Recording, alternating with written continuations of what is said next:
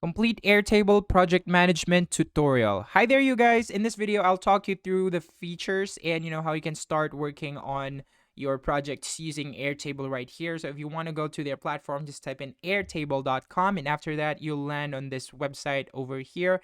And yes, before you, of course, if you haven't created an account, you land on a login page or to create an account page. It's really easy to create an account. It's easy as one to three. You don't even need to like open your eyes while doing it. Just go ahead and click on create an account with Google if you have a Google account, or if you don't want to do that, just go ahead and input your email manually, and of course create a password or to generate one using any password managers that you have out there installed. Now, to start, what is Airtable? From the name itself, Airtable, it's a visual management app, work management workflow app. It's like it works like a CRM, but this one has a lot more grasp when it comes to different industries, especially creatives and stuff like that. It basically just arranges the tasks that you need to do for the day or for a certain project, and then it tracks the status of that particular project that is going on. Now, let's start to look at some of the tabs that we need to learn how it works. Now, let's start with the basis. This basis is basically like a dashboard.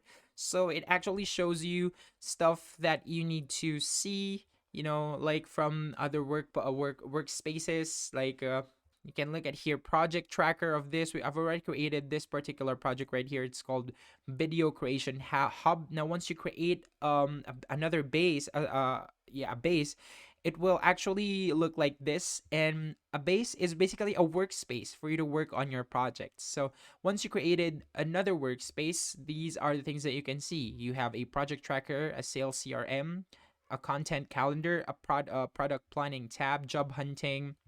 Now untitled base, this is when you want to employ people to do this job right over here.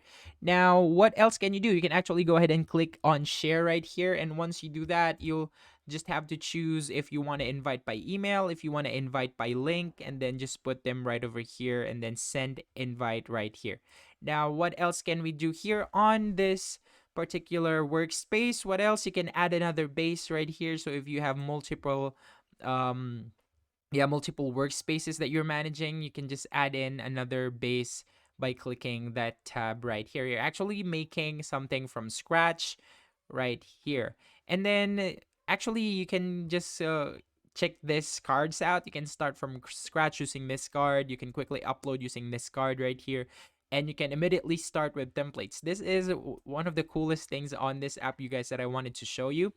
It's their templates right over here. There's a separate tab for that. Now, what can you do in this tab or in this particular space in the platform? What you can do is to actually check out different templates for different industries that you can just go ahead and input data into, without doing any of the work, labeling and stuff like that, putting in columns, number of columns and stuff like that. But this works when you have a very similar project that you're working on and the template is immediately right there for you. So what are the things that you can check out for when you're using a template? You can check out content production templates, featured templates, creative templates, event planning templates, everyday life, groups, clubs and hobbies, HR and recruiting, legal, local business, marketing, nonprofit, personal, PR and communications, product design and UX, project management, publishing, real estate, remote work, sales and customers, software development, startup, venture capital. Now let's check out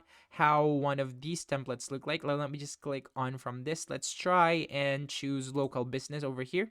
And the problem with templates is that they really don't, sometimes they don't get a good grasp of the categories that you want to put in your workspace and stuff like that, because they're templates, and chances are the company Airtable didn't talk to you. They didn't ask you what you put in there. But what I like about templates is, of course, they're backed by research, and the things that are already in the template actually works. You just have to edit the names and labels if you want to. Now, what do we have here under local business template? We have a product catalog. So once you click a category from this list, it'll automatically show you different templates related to local business. It can either be product catalog, cattle ranching, office inventory management, employee directory. What else is spends tracking, simple applicant tracker, project tracker, vendor management, employee onboarding, employee scheduling, inventory tracking, and a lot more stuff that is related to local business. So I'm sure you're not gonna run out of options right here, you guys. So it definitely depends on what kind of business you have, what kind of work do you do. So that is it under the categories right here under template. So now what else can you choose, or what else can you check out is of course the pricing of your current plan. You can go ahead and check them out here. You can choose to upgrade or you can just downgrade if you want to. And what else is here? Now let's go back to the homepage where we see most of the things that we need. What else is here? You can start from scratch, and for you to do that, you can do that right with this card over here. Once you click that, you'll see this editing window. Yeah, editing window, and you'll see here columns and graphs. It's basically a graph. It's actually a column. Yeah, it's where you track your work, you guys. So you can see here the name, notes, attachments, status, stuff like that, and it works just like a CRM platform, just like a pipe drive, you guys, if you're aware on what is that. Yes. But aside from this type, you can choose to create yeah, aside from grid, you can also choose to create via form or a form type. A calendar type is also here. A gallery type is also here. Oh, and you're not missing out on the Kanban view. Kanban view for me is, yep, it's the most convenient type of view that I can work with. That's for me because I can move around stuff. I can move them like I'm actually holding them. So there's an interaction between me and how I organize my stuff. Not only, the typing and virtual stuff, like clicking in tabs, but it actually lets me hover my mouse and then move around the screen just like this. That way I'll have a more connected feel when it comes to the space that I'm working on. That's just for me. I don't know about you guys, but it works for me. Maybe it will work for you too. And aside from Kanban view, what else? We also have a timeline view. We also have a Gantt view over here. Of course, you know what Gantt chart is. So this is how you do it. Just click this. And then you can choose if it's going to be collaborative, personal, and locked. So it's amazing how they give you those options. So let me just go ahead and create a collaborative one. Now this is how it's going to look like after you click that. It's just setting up. The Gantt chart really has a lot of things to set up. That's why it's taking a lot of time.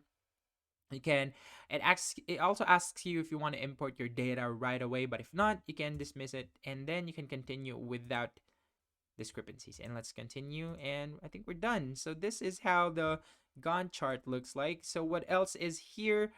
On this particular site, Airtable, they also have a marketplace. It's not a single platform. If you're thinking that it's just Airtable and this is just what you can do with it, there's a marketplace where you can check out a lot of apps by Airtable as well. They're really important apps, but I don't know why didn't they just put this right on, right on Airtable itself. But maybe because they don't want people to get overwhelmed. So maybe the reason why they put in a marketplace like this is for all this stuff to all be optional. It will really depend on what you need, because if yeah, it makes sense if I put this all in under one space, like for example under Airtable, not marketplace, under the base immediately, it will look really overwhelming, and that sometimes can like impede um yeah, impede a good working progress. So that's it, you guys. So what do you think about Airtable? Is it worth the try? Let me know down in the comments below, and I will see you again in the next video. That's it for this video. Peace out.